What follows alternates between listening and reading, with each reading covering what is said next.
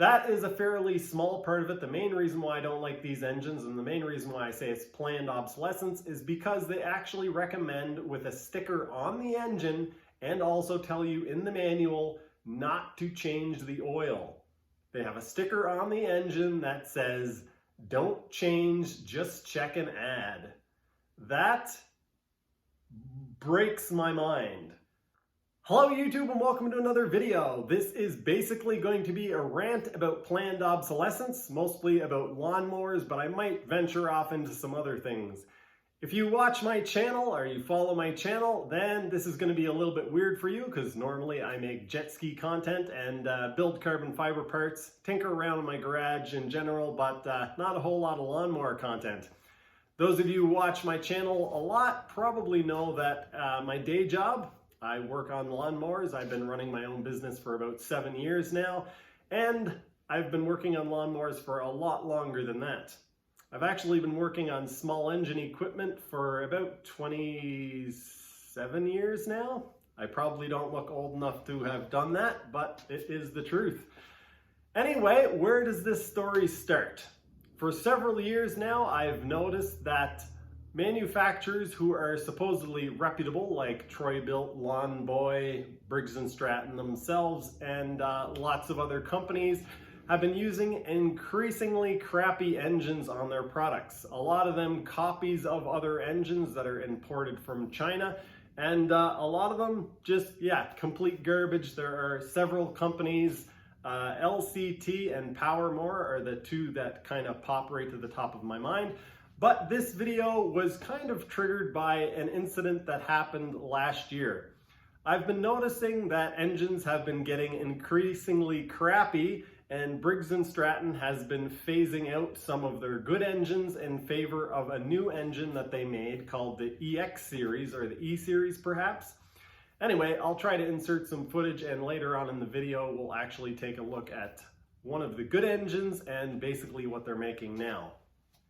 What ended up triggering me to make this video was last year I had a customer who had neglected their lawnmower for about 15 years and it finally failed. It was an old Tecumseh. They are extremely hard to kill, but it had zero service for 15 years and it finally killed the engine.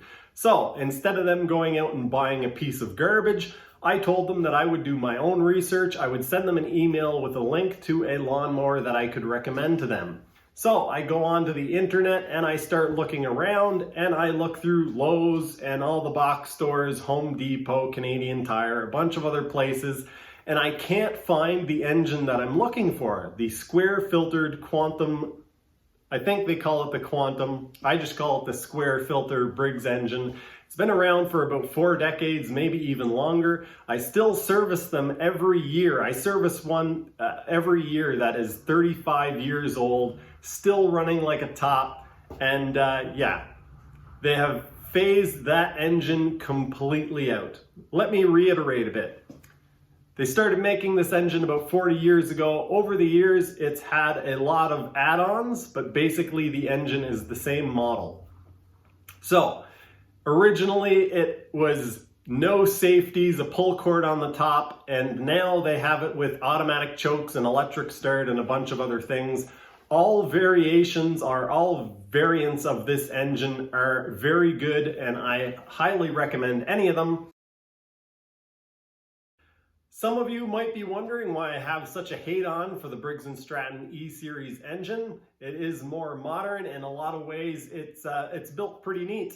There are actually 3 main reasons why I don't like this engine. I've been working on them for a few years now and I've come across several problems. One main thing is that they use a all plastic carburetor, and while plastic works really well in some conditions, they do have issues where when you get a little bit of dirt, debris, water in the carburetor, the only bits that are actually metal are tiny, tiny little metal jets that are inserted into plastic.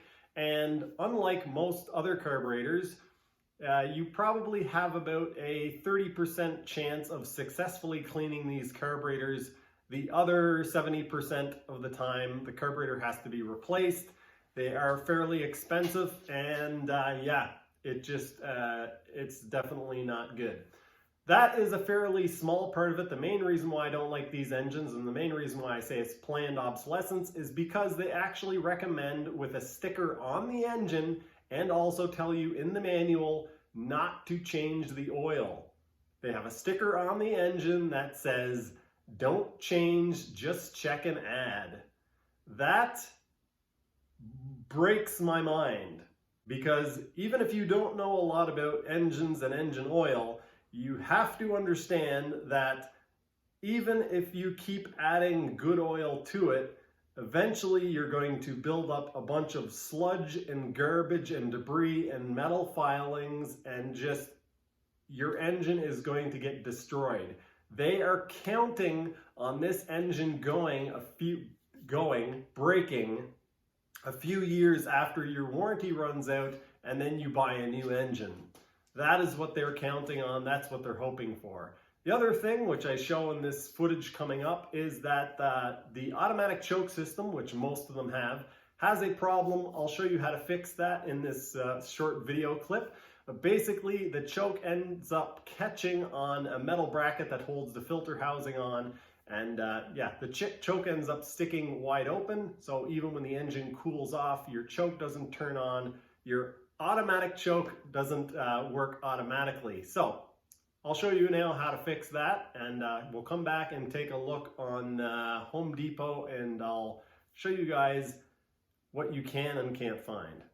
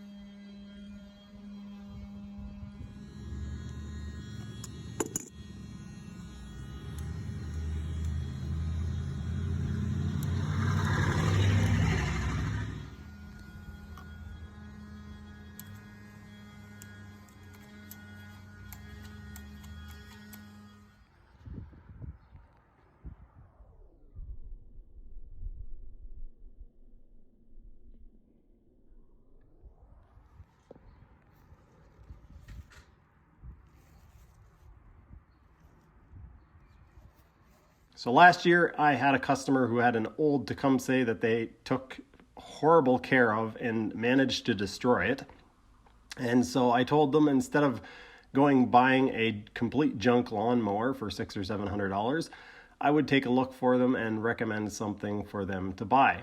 So I went on to Lowe's and Home Depot and Canadian Tire and a bunch of other places, and then ended up going to Briggs Stratton's website and finding out that they had actually discontinued the engine that I normally recommend to people. I recommend it because it's cheap. It's been around for 40 years, so it's really easy to get parts for. They're extremely dependable. They're not overly complicated, and all of the variants that they make of it work. So if you go to a store and I tell you to buy a Honda, well, we'll see coming up here why that doesn't necessarily work. So I'm on the Home Depot page, and I've already pulled up several lawnmowers we're going to take a look at. I've already zoomed into this one, so let me just zoom back out. Let's close this. We've got a Troy-built 21 with a 160cc Honda engine. This is the most common Honda engine. There's a bunch of different variants of this. You can get them with chokes on the carburetor down here, or on this air filter area, or you used to be able to get them with chokes down in this area. And if you buy it directly from Honda, you can get them with the chokes up on the handle here, or actually some of the higher end ones from box stores you can get with the choke lever up on the handle. You start it up, you turn the choke off. These, because the technology has become so cheap, they've actually started to make what they call a thermal wax plunger. And so in this area here on the engine, they have a little hydraulic cylinder basically that's filled with wax, and when the engine heats up, the wax expands and it turns the choke off. While this might seem like a great idea, it's actually not, and I'm going to tell you a couple of reasons why it's not. These are air-cooled engines, and the air gets pulled in through the top of this recoil starter and then gets pushed down over the engine to cool the engine off. So they operate in extremely dusty, dirty, pollen-filled conditions, and as you can imagine, anything that is finicky or sensitive and is getting that stuff blown through it is going to have mechanical issues over time. So you've got an air-cooled engine that works in very dirty conditions and is constantly being bombarded by dirt and debris and pollen and whatever else, grass clippings that you pick up off your lawn, and they get thrown down over the engine through this area, and so that sensitive choke mechanism that is down in here ends up getting clogged up and stuck. Keep in mind that they have been making air-cooled engines like this for 4 decades or more, probably 6 decades, and most of them don't have these issues. It's simply because they've made this overly complicated and sensitive. The next issue is that if you're mowing your lawn and it's a fairly cool day outside, you start up your engine and it is supposed to pull air in through here and cool the engine off, but this thing is supposed to be heating up and turning the choke off. So you've got cooling air on a cool day actually cooling the choke plunger off enough so that it's keeping the engine, or the thermocoupler, the thermo wax plunger rather, that's hard to say sometimes, keeping it cool enough so that it actually doesn't turn the choke off. Then to top it all off, these are known to go bad quite frequently. The part is about $40, so it's about $80, or depending, I think I charge $80 to replace one of these. And so, yeah, Honda engine. This is supposed to be about Briggs, but everybody's kind of screwing up this market. This has a, let's see if they actually say what the engine is. I don't think they do, but it's either a power mower or, yeah. This is a Chinese copy, partly of a Honda, partly of a Kohler, and these are really hard to get parts for. Even filters and stuff, they just have so many different ones, it's really hard to figure out which filter they actually even use. This is a not extremely poorly built engine, but they are garbage in the way that if something slight goes wrong, good luck finding parts for them. And again, Troy-Bilt, supposed to be a reputable company, but they're using completely junk engines. Here's the engine that we're talking about. We have a $500 lawnmower here, and we have this engine, which is the Briggs EX series. They don't show a close-up of the engine here. This is the best we're gonna get, I guess. So yeah, this is the engine that I showed you guys in that video where the choke was having a problem sticking. This is that exact engine. Also, where they recommend you don't have to change the oil, you just simply check it and add to it. Absolute nonsense. Anyway, here's a power mower one here. This is complete garbage. Definitely would not recommend buying one of these. All of that to say that Briggs Stratton has purposely stopped making the best engine, arguably, that they've ever made, the best consumer grade engine that they've ever made, and they've started making these EX engines that are quite obviously made for planned obsolescence. They make them telling you not to change the oil in them. So what are your thoughts? What are your opinions on this? Why does a company that's been making an engine that has worked reliably, dependably for 40 years, that has a stockpile of parts, that has a reputation, that built the name of the company, all of a sudden stop making that engine and start making an engine that they recommend that you don't change the oil in, and that they make a plastic carburetor for, and that has all these glitches and issues because it obviously hasn't been tested thoroughly or properly. Not enough R&D went into this if the choke device, the automatic choke device is actually sticking on. As far as the Hondas go, they're probably the best of a bad situation. So, you know, I wouldn't say absolutely don't get one of those, but if you can find one with a manual choke, then that is the route that I would take. If you can find an older used one with the Quantum engine with the square Briggs filter, all of those are good, although I don't recommend the electric start because electric start usually works for the first year, and then because they don't have a charging system, the battery goes. If you keep your lawnmower in good working order, it's going to start very easily with a pull start, and there's not really any need for electric start on them whatsoever. Anyway, I hope you guys found this video interesting and informative. And yeah, this is not my usual content, so if you want to see some jet ski videos, mostly me working on jet skis, and videos about building carbon fiber stuff, I recently got into that.